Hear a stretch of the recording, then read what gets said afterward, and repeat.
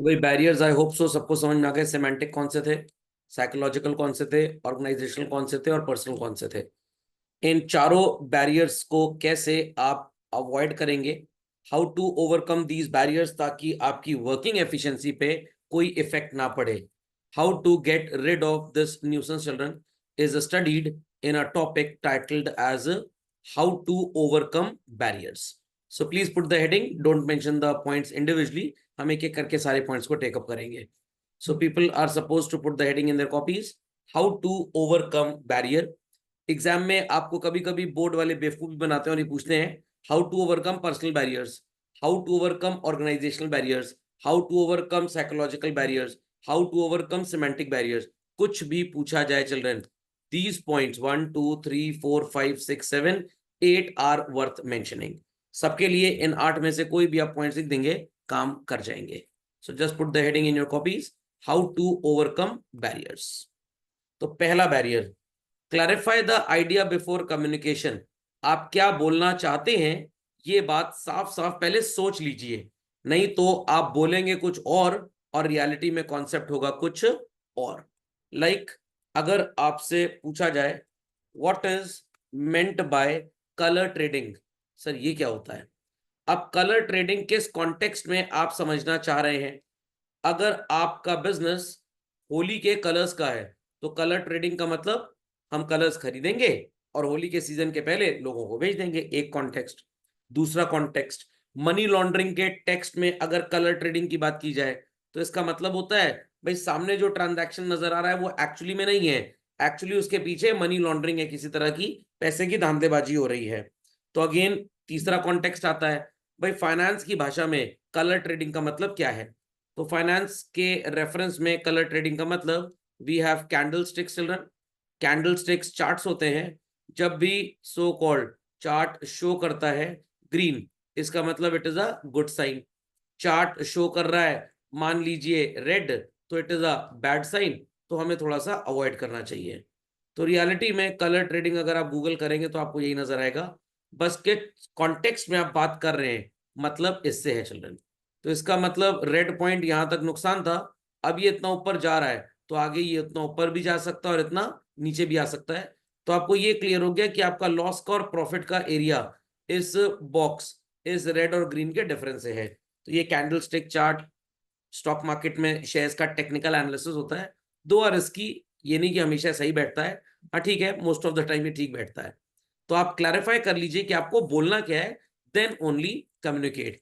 Else जो आप बोलेंगे वो क्लियर होगा नहीं, आप कुछ और समझाएंगे, आपका सबॉर्डिनेट कुछ और समझेगा, आप कुछ और समझाना चाहेंगे, आपके सुपीरियर को कोई और आइडिया कैरी हो जाएगा। तो you should avoid this children. तो टीचर को भी जैसे पढ़ाना होता है तो पहले से वो क्लियर कर लेता है, भाई आज मेरे को क्लास में ये पढ़ाना है, तो I take these many examples, ताकि हम ऑफ द ट्रैक या डिविएट ना हो जाए अपने टॉपिक से। Yes sir. The next point, opinion of other participants. Meeting में ढेर सारे लोग होंगे, सो कॉल्ड अगर हमने एक आइडिया रखा कि भाई वर्कर्स से ओवर टाइम कराया जाएगा अगर फैक्ट्री का आउटपुट टाइम पे प्रोड्यूस नहीं हो पा रहा, you are going to make some new leave policies for the employees, कि भाई उनकी छुट्टियां अगर वो नहीं लेते हैं तो एनकैश करेंगे कि नहीं करेंगे।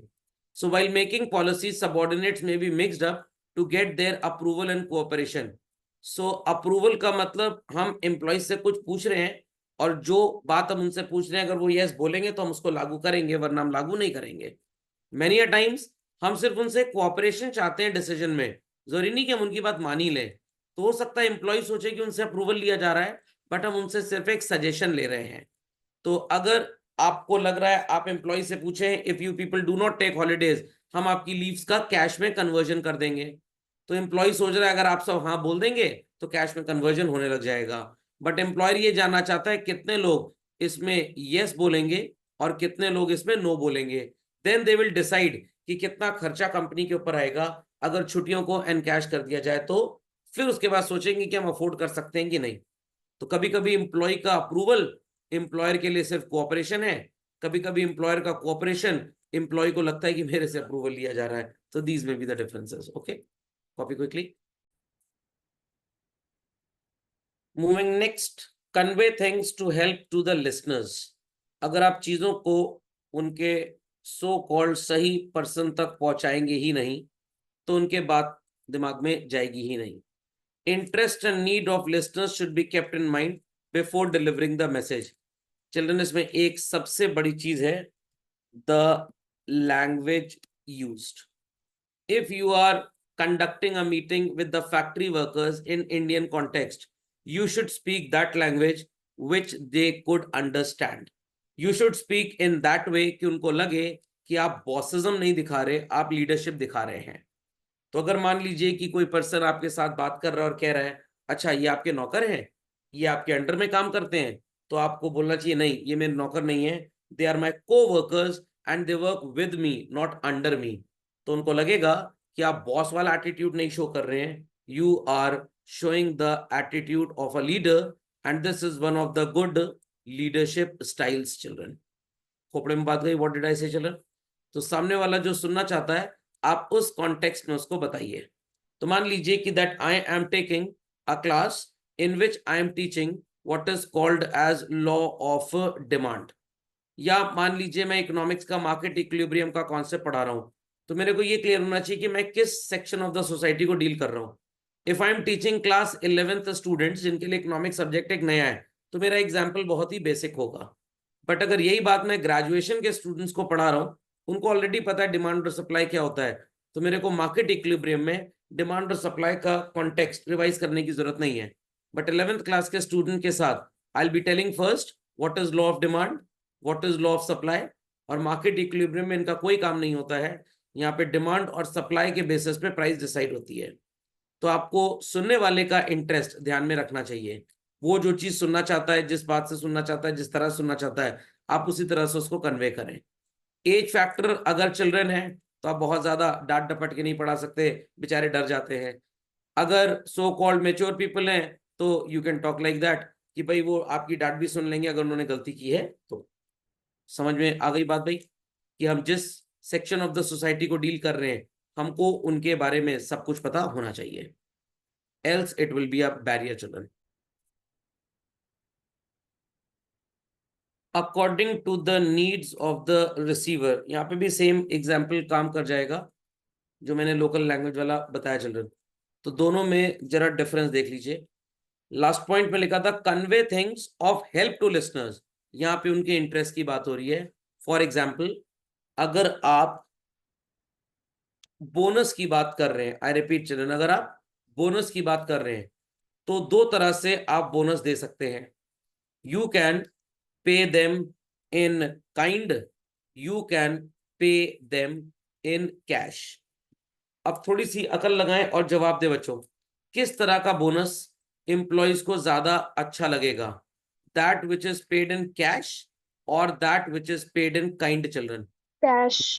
कैश। भाई पैसा आएगा तो लिक्विडिटी होगी, they could spend in the way they feel like, this is convey things of help to listeners. Okay, but अगर हम अगले एग्जाम्पल की बात करें तो लैंग्वेज यूज यहां पे भी काम कर जाएगा बच्चों। तो जिन एम्प्लॉयज के साथ आप बात कर रहे हैं उनको सिर्फ तनख्वाह से मतलब है, उनको पोस्ट से मतलब नहीं होता है। वो लो लेवल एम्प्लॉयज हैं, उनका चूल्हा पैसे से जलेगा, उनके अंदर एस्टीम नीड्स वगैरह कोई चीज है ही नहीं। मैस्लो की जो हायरार्की थ्योरी है वो यहाँ तक जाके खत्म हो जाती है पूरी, उनको बस नीचे वाले पार्ट में ही बेसिकली इंटरेस्ट है, जो हमारी साइकोलॉजिकल नीड्स ये सब है। सो अगर आप उनको बताएंगे कि भाई आप अच्छा काम करिए, आप आउटपुट अच्छा प्रोड्यूस करिए, आपका प्रमोशन हो जाएगा, वो कहेंगे भाड़ में गया promotion, we want only and only what is called as salary hike. अगर सैलरी हाइक दे रहे हो तो हम कंटिन्यू करेंगे, एल्स हम छोड़ के जा रहे हैं। तो आपको पता होना चाहिए कि उनके पास अकल कितनी है। तो जो लो लेवल एम्प्लॉयज होते हैं, जो सुपरवाइजरी लेवल पे काम करते हैं, practically there educational profile is very low. तो आप उनकी भाषा में बात करें, उनके इंटरेस्ट की बात करें तो वो टिके रहेंगे, else labour turnover, labour absenteeism बढ़ जाएगा आपके ऑफिस में। चिल्ड्रन, कॉपी क्विकली, चलिए। कम्युनिकेशन फॉलोअप, आपको मैंने किसी जमाने में स्वॉट एनालिसिस पढ़ाया था children, strength, weakness, opportunity and threat. There should be regular follow up and review on the instructions. जो भी सुपीरियर सबऑर्डिनेट को काम करने का तरीका बता रहा है, देखना चाहिए सुपीरियर को कि वो तरीका फॉलो हो रहा है कि नहीं हो रहा, and if it is not being followed, what is the weakness हमको उसको रिमूव करना पड़ेगा। हमारे ऑर्गेनाइजेशन की पॉलिसी गलत हो सकती है, हम उसको चेंज करेंगे। स्टेटस डिफरेंसेस भाई हम जो एम्प्लॉय से एक्सपेक्ट कर रहे हैं वो हमको क्यों नहीं दे पा रहा।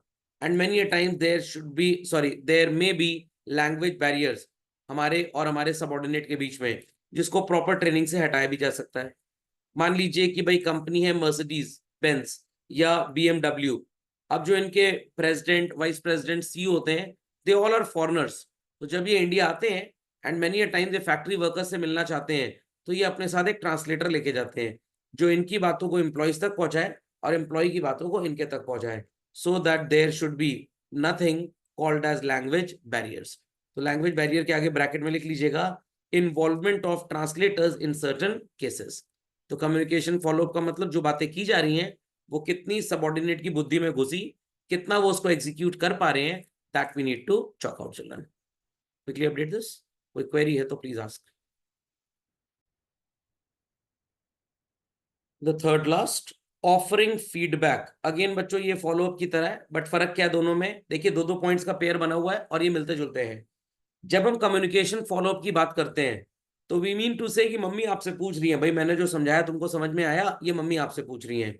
सुपीरियर का जो चेकअप होगा whether subordinate is able to understand और not, that is communication follow-up. फिर सुपीरियर के अलावा सबऑर्डिनेट जब रिप्लाई बैक करेगा कि भाई उसको कितना समझ में आया, then it is called as offering feedback. तो यहाँ पे एक डायग्राम अगर बना दिया जाए तो ये बहुत अच्छा काम करेगा चिल्ड्रन। सुपीरियर टू सबऑर्डिनेट,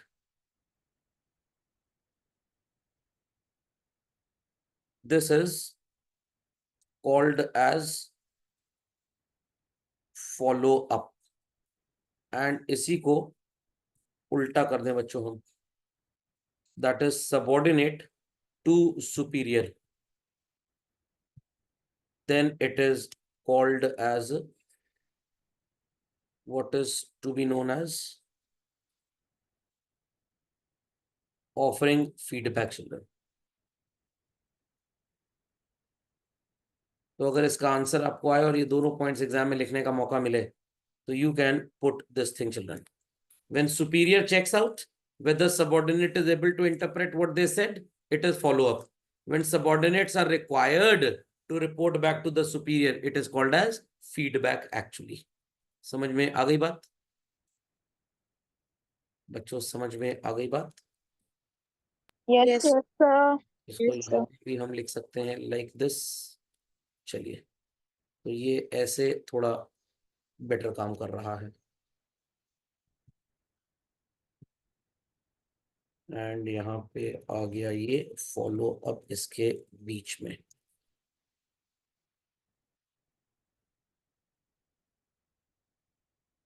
चलिए, दिस लुक्स बेटर। तो ये बात समझ में आ गई। Superior will check out whether the subordinate understood the things and working accordingly और नॉट, तो इट इज फॉलो अप।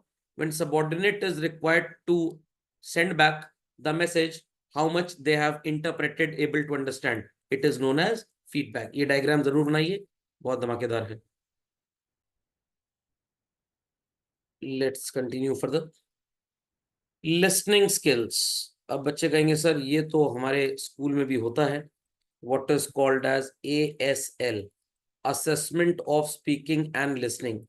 ये क्यों स्टार्ट हुआ?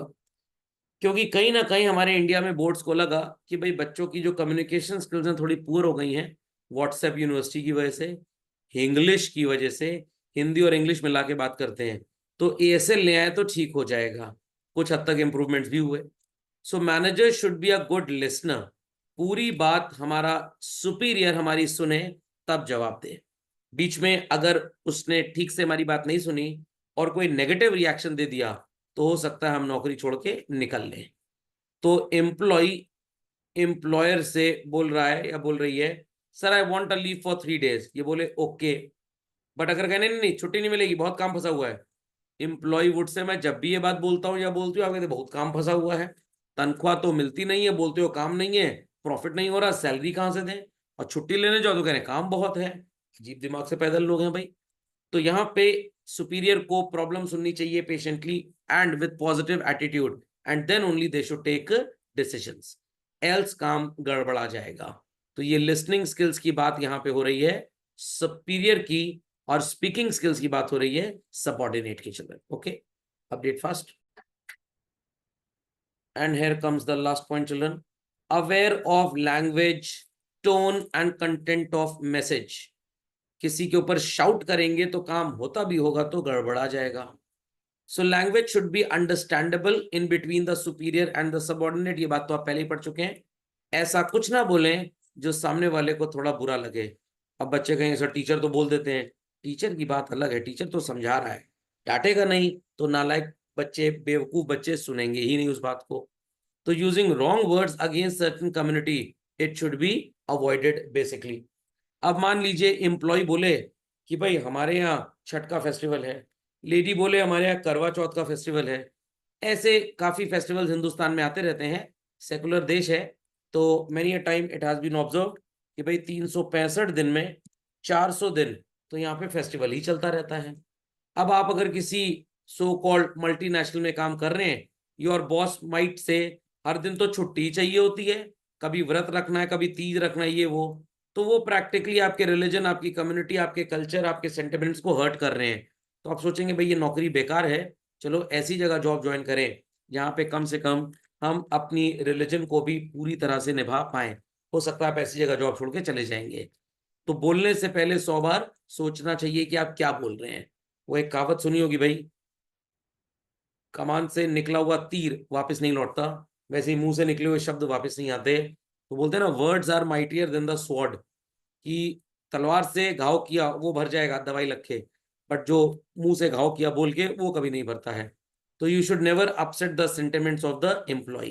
हाँ, एम्प्लॉय अगर नौटंकी कर रहा है, कामचोर टाइप का बदमाशी कर रहा है, आपकी सिधाई का फायदा उठा रहा है, तो आपको उसको निपटा भी देना चाहिए. तो समझ में आ गया बच्चों कैसे बैरियर्स के साथ आपको रहना है, जीना है.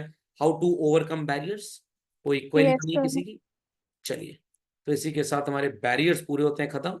And will going up to understand importance of communication, which is the last topic of the chapter.